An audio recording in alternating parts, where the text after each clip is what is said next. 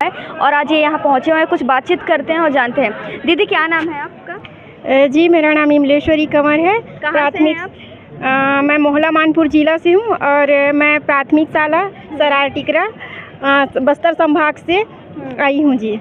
आज आप पहली बार यहाँ दिख रहे हैं, क्योंकि कई बार बीएड के जितने आपके सहायक शिक्षक के रूप में साथी हैं वो कई बार आए हैं, आज आप पहली बार आए हैं। जी मैम, मैं एक रोज़ और आई थी, लेकिन मेरा छोटा सा बच्चा होने के कारण से मैं नहीं आ पाती हूँ। और मैम, मैं इस जॉब को पाने के लिए बहुत मेहनत करी हूँ। एक मेरा बच्चा छोटा सा था तब से मैं मेहनत करी, इनके फ्यूचर को देखते हुए मेहनत की। और आप समझ ही सकती हो कि एक गृहिणी और छोटे से बच्चे की माँ को मेहनत करने में कितनी परेशानी होती होगी। आप सब बहुत अच्छे से समझ सकते हैं। जब आपको सहायक शिक्षक के रूप में नियुक्ति मिली तभी बच्चा कितना बड़ा? ये 3 माह का था मैम। 3 माह का था नियुक्ति के समय। मैं 3 माह के बच्चे को लेकर के बस्तर के दूरस्थ वनांचल क्षेत्र में जाके ड्यूटी करी।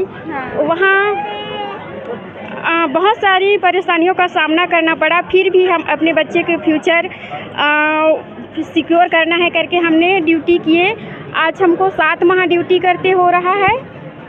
और अब हमें अगर हाई कोर्ट के आदेश के अनुसार चलना पड़े तो हमें बहुत सारी परेशानियों का सामना करना पड़ेगा।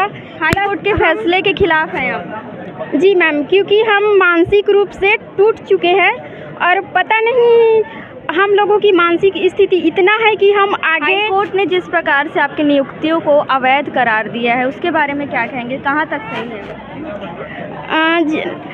मैं ज़्यादा कुछ नहीं बोलूँगी मैम। हमें जिस प्रकार से हमें नौकरी में रखे हैं, जॉब में रखे हैं, हमारी जॉब को ऐसी ही बरकरार रखें। जी ma'am.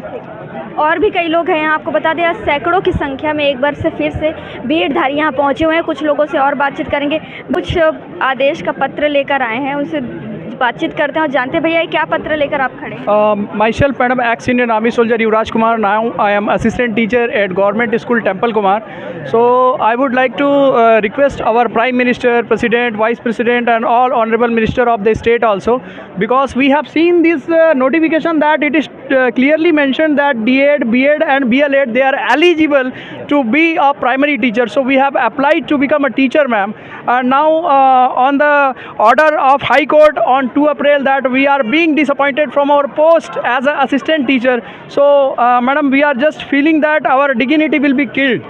So as an ex-Indian Army soldier and the teacher, I would like to request our Prime Minister, President and all ministers that we should be given the time and our case should be taken by the government that we should be supported. हमारा जो नौकरी है, बता रहा हूँ, काफ़ी परेशान. मैं तो एक तो फ़ौज से आया, शिक्षक बना, और आज मेरे को लग रहा है कि मतलब बहुत गर्व के साथ मेरे एम्स में नौकरी आ गया था. उसके बावजूद मैंने ज्वाइन नहीं किया कि हम वहाँ पर रहेंगे और जो है हम अपने जो भी है परमात्मा की सेवा करते हुए शिक्षक में रहेंगे. और पूरा मतलब गर्व के साथ काम किए, जो कि आज गाँव वाले भी याद कर रहे हैं कि मैं जब बताया कि मैं टीचर से जाने वाला हूँ तो आज पूरा गांव रो रहा है कि कैसे जा रहे हैं, ये टीचर को जाना नहीं चाहिए. तो एक सैनिक होने के नाते और एक शिक्षक होने के नाते मैं कहूँगा कि ये जो 2985 बच्चे हैं, मैं सरकार से गुहार लगाऊंगा कि इनकी ज़िंदगी के बारे में थोड़ा सा सोचें. बिकॉज मैं भी सेना से आने के बाद एक शिक्षक होने पर गौरवान्वित महसूस करता हूं.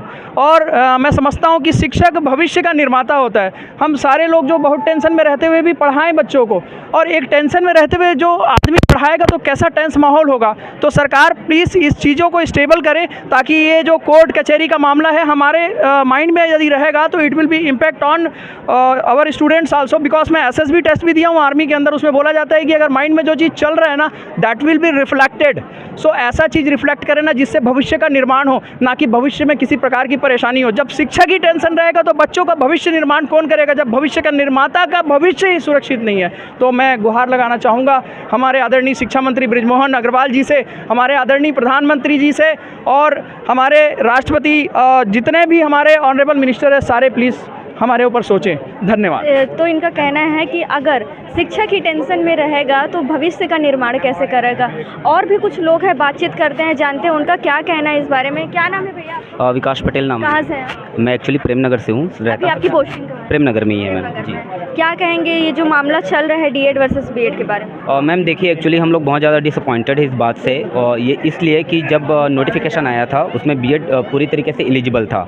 देन आफ्टर हमने पूरी तरीके से अपना एफर्ट डाला, उसमें हमने पढ़ाई की, जॉब निकाला, और आज के डेट में मैम गवर्नमेंट एग्ज़ाम फाइट करना कोई छोटी मोटी बात नहीं है। हमने अपना दिन रात एक कर दिया, खाना पीना छूट गया था, हमने पूरी अपनी मेहनत लगाई, हम मेरिट लिस्ट पे आए, और देन आफ्टर ये बात पता चलता है कि नहीं, आप लोग एलिजिबल नहीं हैं। हमने टेट क्वालिफाई किया, देन आफ्टर हमने व्यापम का एग्ज़ाम क्वालिफाई किया।